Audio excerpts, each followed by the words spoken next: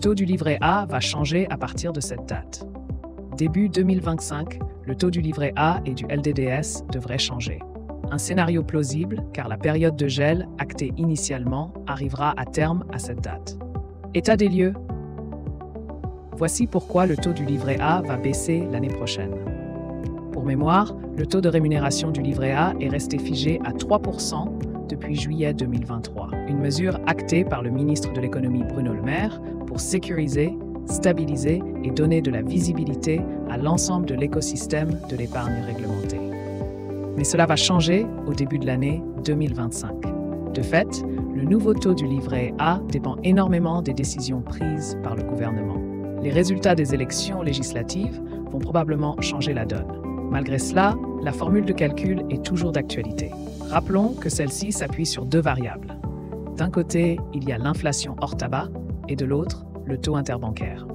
L'INSEE a déjà publié sa note de conjoncture traçant la trajectoire prévisionnelle de l'indice des prix à la consommation au second trimestre 2024.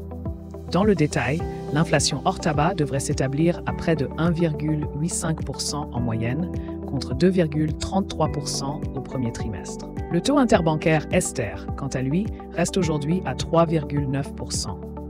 En cas de nouvelle baisse des taux de la BCE, celui-ci pourrait descendre autour de 3,60% en fin d'année.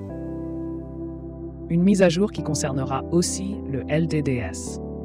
Il est fort probable que le taux du livret A baisse au début de l'année prochaine. Dans l'éventualité où l'inflation hors tabac était autour de 1,85% et que l'Ester s'établissait à 3,60%, le nouveau taux technique du livret A pourrait ressortir à 2,70%. Idem pour le livret de développement durable et solidaire. Rappelons que le livret A et le LDDS partagent le même taux de rémunération. Si les projections de l'INSEE se concrétisent, celui-ci devrait passer de 3% à 2,70% début 2025. Il s'agit en l'occurrence d'une mauvaise nouvelle pour les nouveaux détenteurs de ces livrets réglementés. Bien sûr, la suite dépend des mesures prises par le nouveau gouvernement.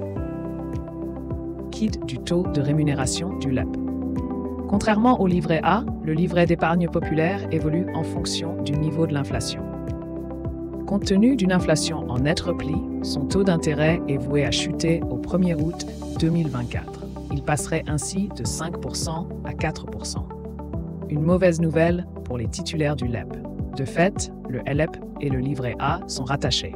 En pratique, le taux du LEP doit s'aligner sur l'inflation moyenne du semestre précédent ou sur le taux technique du livret A. À cela s'ajoute une majoration d'un demi-point. Le deuxième scénario s'avère être plus favorable aux épargnants. Le cas échéant, le nouveau taux du LEP pourrait descendre à 3,20% en février 2025, en l'absence d'un coup de pouce du gouvernement.